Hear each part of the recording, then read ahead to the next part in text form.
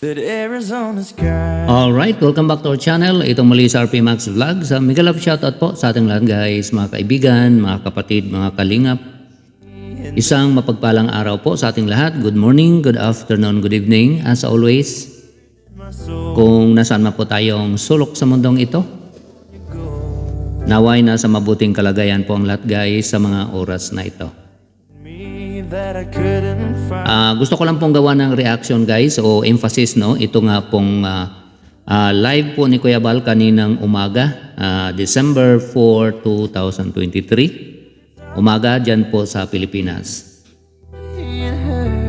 Marami po siyang binanggit pero may mga gusto lang po akong i-highlights doon po sa live niya. At ito po yung pag-usapan po natin ngayon guys. Bago po natin gawa ng komento, ito, panoorin muna natin sandali guys, itong maiksing video clip na ito. Ito po yun. Okay, next ko na pong ipaalam sa inyo mga kalingap. Marami na tayong grupo. Mga kalingap partners. Kalingap partners. Charity vlogger. Reactors. Supporters. Sa programa natin. Next ko lang pong ipaalam sa Indo mga kalingap. Yung mga lakad natin na hindi namin alam.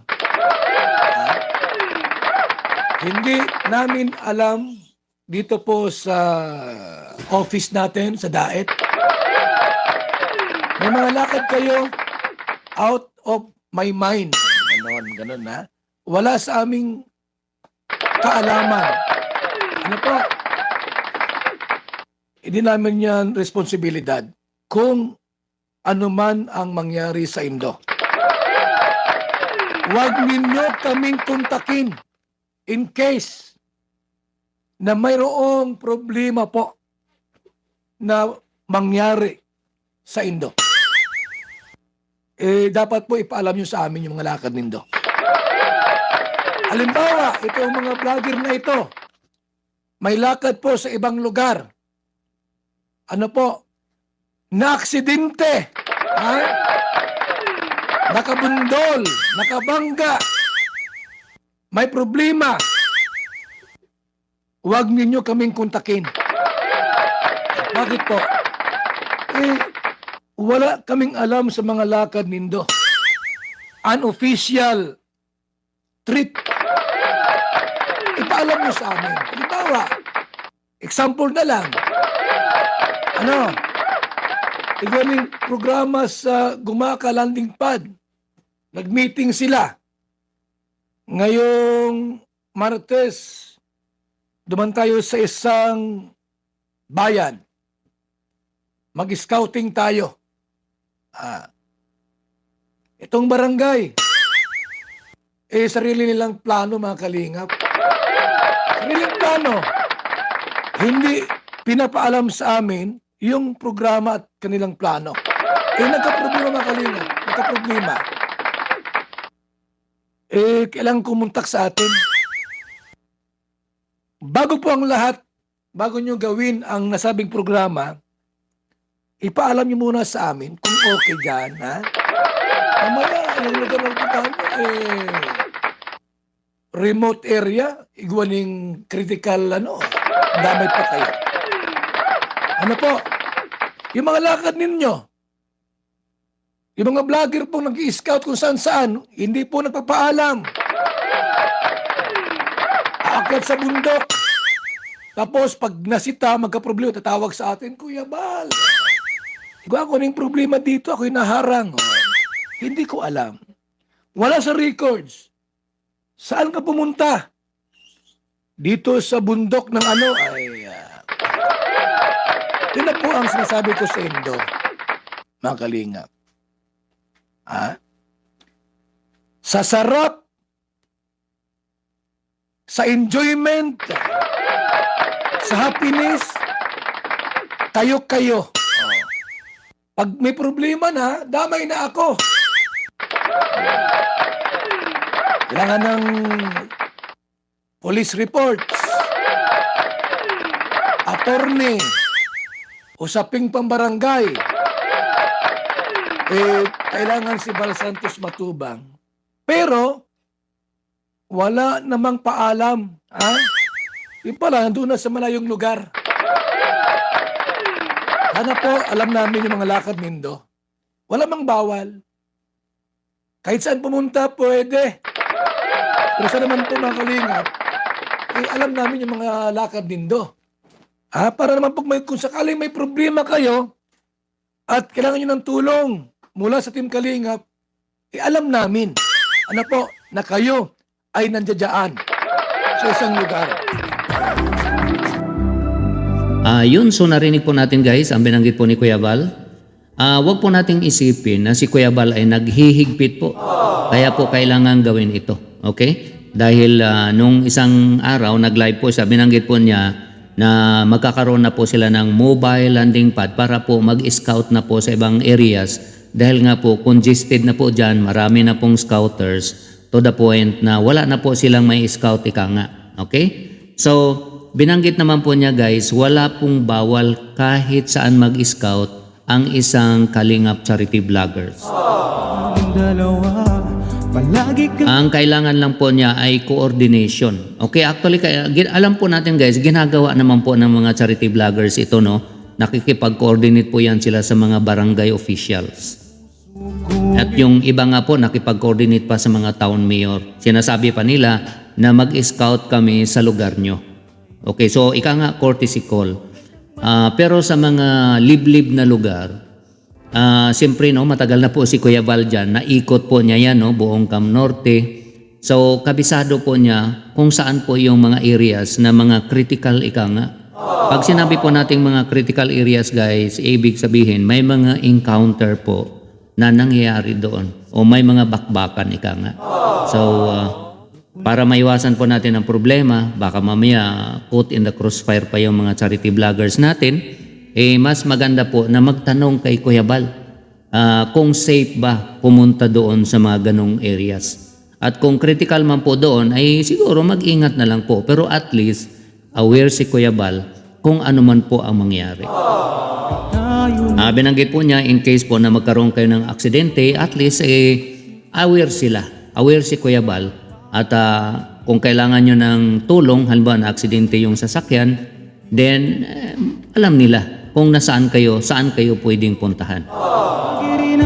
At kung nagkaroon man ng bakbakan, just in case, no, wag naman po sana mangyari, pero just in case nagkaroon nga ng ganon, at least aware din sila na opo, may mga scouters po kami na nagpunta doon sa lugar na yon. Okay, we hope na safe po sila. Ang Cam Norte po kasi talaga is kahit sa Cam Sur, no, marami po dyan. Maraming areas po dyan na masasabi po natin na critical. Ika nga maraming mga nangyayaring encounter, ika nga, no? Maraming mga bakbakan na nangyari. Matagal po ako sa guys, no? Naka-1 taon po ako dyan sa Camarines Sur. Naikot po namin yan. From Tabaco to Legazpi, to Iriga, at kahit sa Naga, nakadalaw-dalaw din po tayo dyan. Marami kaming alam, no? Marami pong mga areas dyan na talagang ika nga marami po. Okay? At nangyayari po yung mga encounter. Okay? So maraming critical areas dyan po sa Bicol, sa Sur at saka sa Norte. Kaya tama po yung binanggit ni Kuya Val, kung magpaplano kayo, kung meron kayong gustong gawing activity, mas maganda ipaalam nyo po o just for information lang, ma-inform nyo lang si Kuya Val para magkaroon po siya ng idea kung yung lugar na pupuntahan nyo ba ay safe. Ngayon, kung available naman si Kuya Val, di imbitahin nyo para at least makapunta din po si Kuya Val doon. So yun po guys, yun po ang nakikita po nating purpose kung bakit kailangang mag-coordinate sa headquarters ika nga, no, o kay Kuya Val para po maiwasan kung ano man ang problema. Kasi mahirap po yung mamaya malaman na lang ni Kuya Val na mayroon pong hinarangan doon. O siguro ganun na lang po yung salitang gamitin natin. Pero alam na po natin yun, pag hinarangan ka doon, yun na po yun. Okay? So, malaking problema po yun. Pag ganun po kasi, kailangan mo na pong makipag-coordinate sa mga government official kung paano po kayo ma-rescue. So, malaking po yun, malaking problema yun. So, ngayon, problema yun, pag hindi alam ni Kuya Val Unang-una, kung saang lugar. And actually, ang pinaka-the best talaga, maiwasan yung ganong problema. Sabi nga nila, prevention is better than cure. Ayun. So wag na po nating hintayin na mangyari yung ganon, na harangan po kayo na hindi na kayo makauwi. Delikado na po yun. Mamaya magdidiman pa kung ano-ano. Okay lang kung ligtas naman, walang problema yung mga demand-demand kung ano man. Ang pinaka-goal talaga niyan guys, no, sa pagkaintindi natin kung bakit kailangan gawin ito ni Kuya Bal ay ang safety po ng bawat isa. Bawat isang charity vloggers na gusto pong mag-scout sa mga liblib na lugar. Actually, si Pugong Biyahero, ginagawa po niya yan, no, bago po siya mag-scout sa mga kabundukan, nagpaalam po yan sa mayor. Para sabi nga ni Pugong Biyahero, para po kung hindi na siya makababa, at least aware na yung mayor kung paano sila i-rescue. So yun po ang purpose doon, nagpaalam para kung ano mangyari, pag hindi na makabalik, alam na kung saan sila i-trace o kung saan sila puntahan. So yun po ang purpose doon. So ganun din po yung naiisip po ni Kuya Bal. Coordination para kung ano mangyari, aware siya kung saan puntahan, kung may aksidente man, kung may binabalak man silang gawin sa pinakaliblib na lugar, kung very critical yung lugar na yon, at least maabisuhan na ni Kuya Bal. O di kaya mabawalan na, wag na kayong pumunta dyan. Maghanap na kayo ng ibang lugar kung saan pwede kayong mag-escape. Wag na lang po dyan. Prevention ika nga sa problemang hindi natin maiwasan. So, mabuti na yung safety tayo guys. So, dito po natin nakikita guys, yung pag-care ika nga ni Kuya Bal sa mga bawat isa, sa mga charity vloggers na nandyan po, no? Kasi sa nabanggit nga ni Kuya Bal, no? Sa umpisa nga pong sinabi niya, dumadami na po tayo. Dumadami na po ang grupo. Dumadami na po ang groups na nag-scout, no? Kung saan-saan po dyan sa Camarines Norte. Kaya nararapat lamang po na coordinated po ang lahat guys para na din po sa safety ng lahat. So yun lang po guys ang ating konting reaction, konting highlights dito nga po sa binanggit ni Kuya Bal sa kanyang live po, no, kaninang umaga dyan po sa Pilipinas. Sa mga hindi pa po nakapanood guys, no, sa dito nga po sa mga binanggit ni Kuya Bal, pwede nyo pong puntahan ang kanyang channel. December 4, 2023, umaga na live po niya. Nandoon po, sinabi po niya guys. Sa mga bago po sa aking munting channel, huwag po natin kalimutang i-subscribe at paki-like din po guys ang video na ito. At sa mga walang sawang nagsubaybay at nanonood po ng aking munting channel, nagko-comments, nagla-likes, nagsishares at lalong-lalo na po, no, sa mga hindi nag-skip ng ads ay maraming salamat. Bago ko po yan itong video na ito, meron lang po akong isi-shoutout.